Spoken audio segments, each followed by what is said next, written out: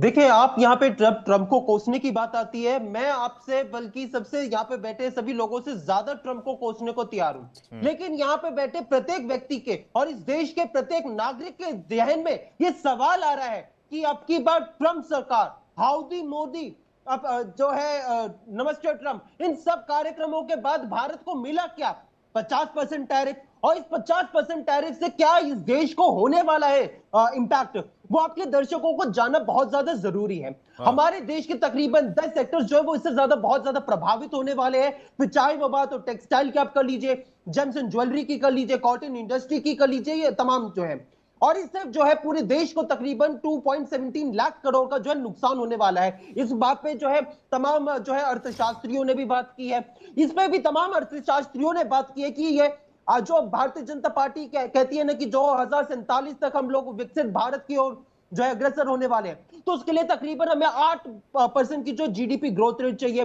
अब भाई हमारी जो जीडीपी ग्रोथ रेट है वो 6.5% है, और इससे जो है हमारी जीडीपी की ग्रोथ रेट में 1% का जो है कटौती होने वाली है, यानी 5% पे आ जाएंगे हम। तो आप कैसे बात कर सकते हैं कि जो आप विजन लेके चल रहे हैं विकसित भारत का, उस पर सबसे बड़ा सवाल यहाँ पे आ जाता है। दूसरा और सबसे मुख्य हमारा जो सामने चुनौती खड़ी है वो है हमारी जो बेरोजगारी से आने वाली है। क्योंकि आप सोचिए, यहाँ पे जब टैरिफ लगेगा तो अमेरिका में सामान महंगा होगा, लोग उसको खरीदेंगे नहीं, तो उसकी जो डिमांड है वो कम होगी, तो जो है मैन्युफैक्चरिंग कम होगी, और इसकी वजह से बेरोजगारी है, स्वाभाविक है। और इससे जो है टेक्सटाइल इंडस्ट्री में 5 लाख के करीब, ज्वेलरी में 2 लाख के करीब, वैसे तमाम जो क्षेत्रों में जो है बेरोजगारी होने वाली है। तो ये सरकार के समय बहुत ज्यादा बड़ी चुनौती है, और इसका जो है दिख भी रहा है। फिर चाहे वो बात हो तिरुपुर की बात कर लीजिए, नोएडा की बात कर लीजिए, सूरत की बात कर लीजिए, वहां पे टेक्सटाइल के जो हमारे फर्म्स हैं उन्होंने जो है प्रोडक्शन को अभी रोक दिया है।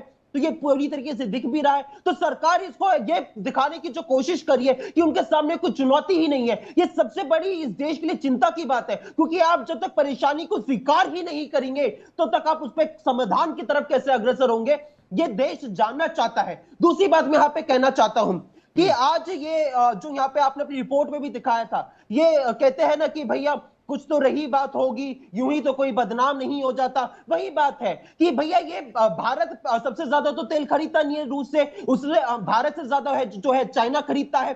चाइना तकरीबन 47% खरीदता है, भारत जो है वो 38% खरीदता है रूस से तेल। तो अब चाइना के ऊपर 30% टैरिफ और भारत के ऊपर 50% टैरिफ, इसका जो लॉजिक है, ये सवाल आज देश पूछना चाहता है मोदी जी से कि आपने नेगोशिएशन क्यों नहीं किया? बाकी देशों ने क्या नहीं किया था ट्रंप के साथ नेगोशिएशन? मैंने नहीं, विवेक जी, मैंने ये बात बिल्कुल भी नहीं कही। मैंने ये कहा कि अगर जो है चाइना सबसे ज्यादा तेल खरीदता है, अगर जो है चाइना कहा जाता है कि अमेरिका का सबसे बड़ा शत्रु है, अगर उसके ऊपर जो है कम टैरिफ लग रहा है, तो ये सवाल है कि भारत के ऊपर जो, देखिए सच्चाई क्या है कि भारत जो है आज पूरे विश्व में सबसे बड़ी मार्केट है, चाइना से भी बड़ी मार्केट है, ये बात सच है। लेकिन हमने अपनी कभी ताकत जो है अमेरिका के सामने दिखाई क्यों नहीं? यही बात मैंने जो है यहाँ पे ये इंपॉर्टेंट सवाल है। नेगोशिएशन हम अपनी मार्केट की ताकत अमेरिका को क्यों नहीं दिखा पा रहे? मैं धीरज